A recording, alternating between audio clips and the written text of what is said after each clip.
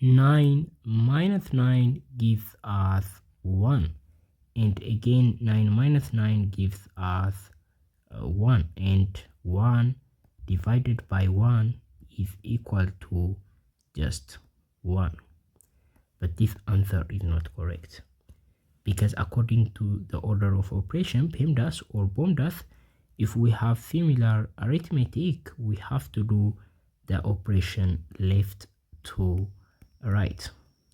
So we are going to solve starting from 9 minus 9 here all the way to the end, right? So that is the order we need to follow when we are solving the equation. So here we have 9 minus 9, which gives us 1, and 1 divided by 9, and that is going to be divided by 9 again. So 1 divided by 9 is 1 over 9, and 1 over 9 is going to be divided by 9. So according to the KCF rule, K stands for keep, C stands for change, F stands for flip. We are going to change this format, right?